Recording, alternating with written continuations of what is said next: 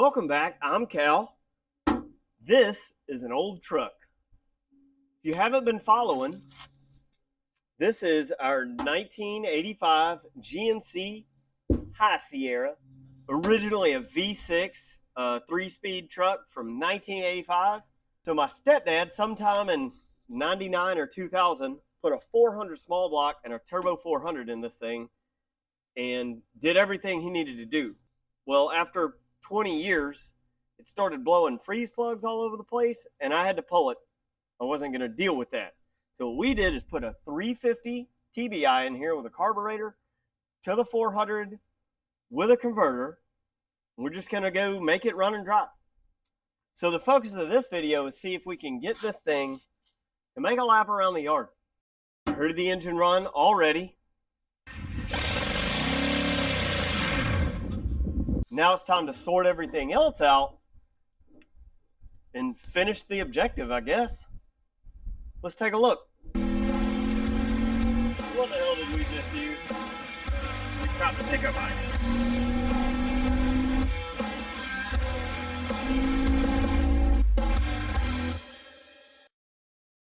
So what we currently have in here is a whole giant mess.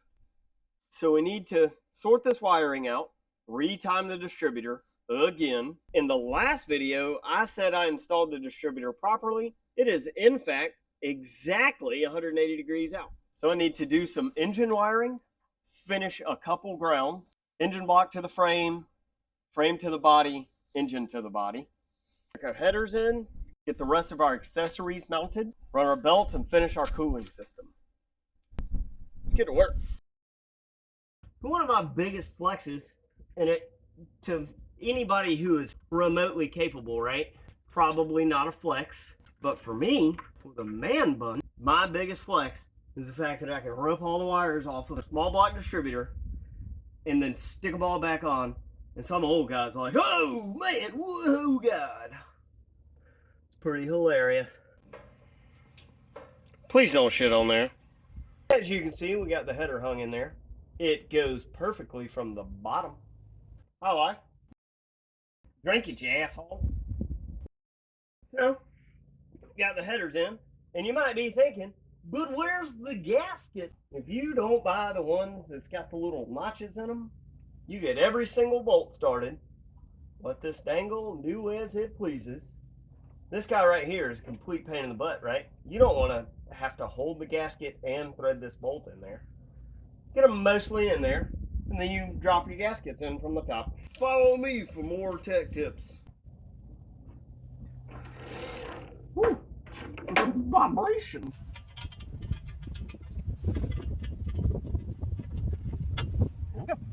All of them started. Now let me see about this other side over here. Ooh, I got that. I don't know where the damn dipstick is on this little son of a bit. This one drops in from the top. I know it does, because I've done it before. The other one, took it in the bottom, now it's here. Dudes, if you're ever out shopping and your wife is like, let's stop into the Ross. Let's see what they got. And you're like, we don't need any more baby clothes. Do it. $3 for a whole can of carbon choke cleaner. That's cheaper than like $10 brake clean. Sold.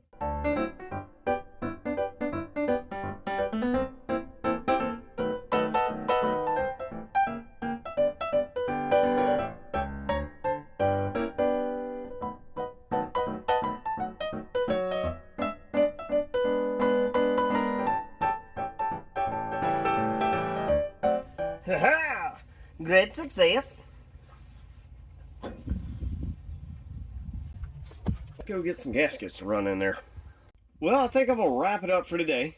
The next thing you'll see will be finishing up the headers. I gotta find my gaskets. We gotta spin that distributor 180, and we might be ready to try to actually fire this thing and have it run for a substantial amount of time. I think at this point, I'll relax finishing up.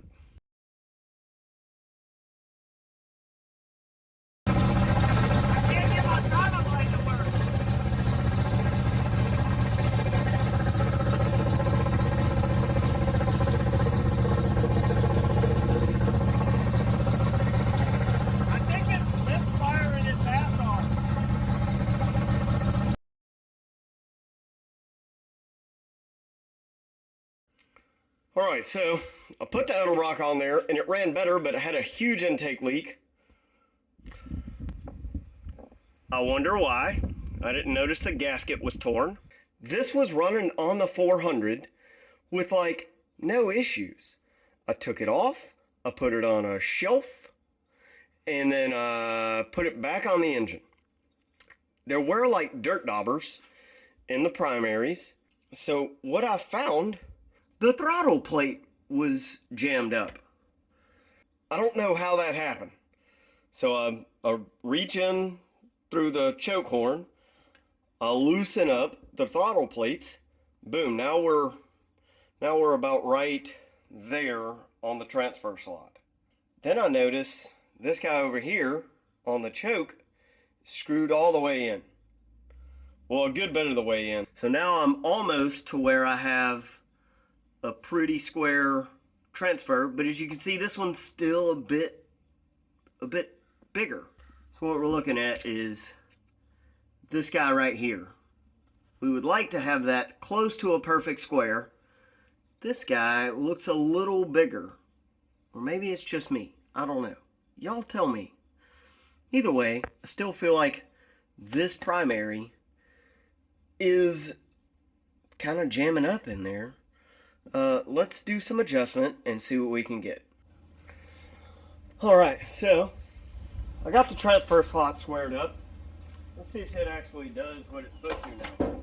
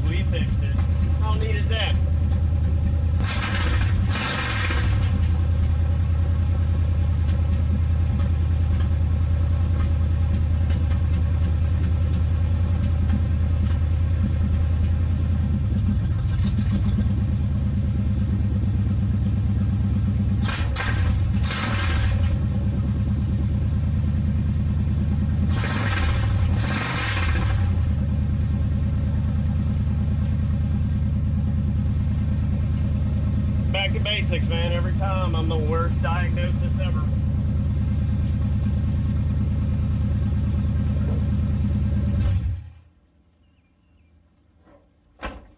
Let's get the rest of it buttoned up and take it for a drive.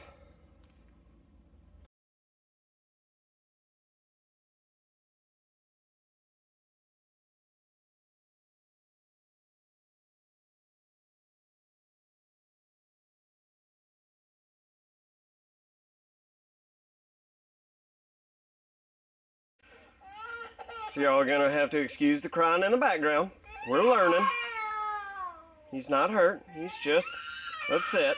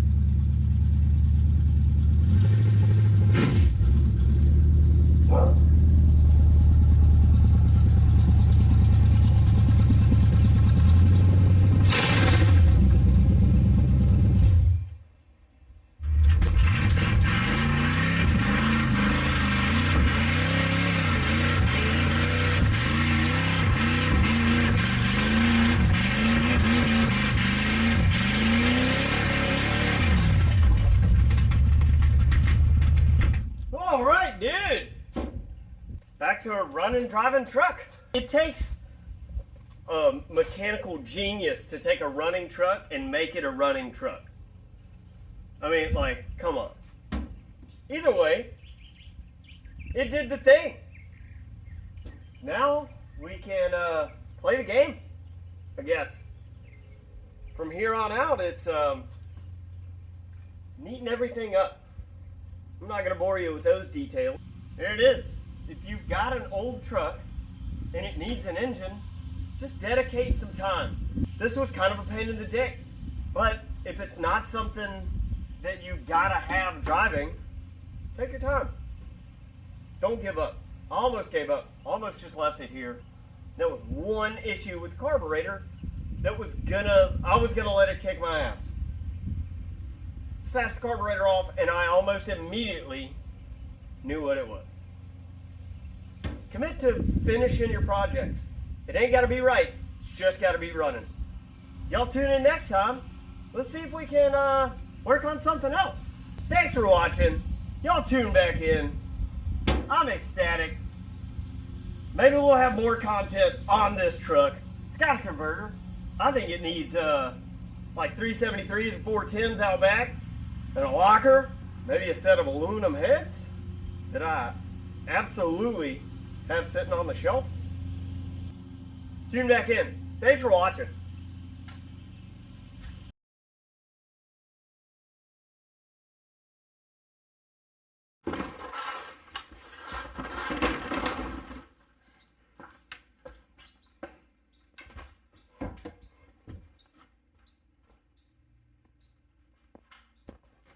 What? No way!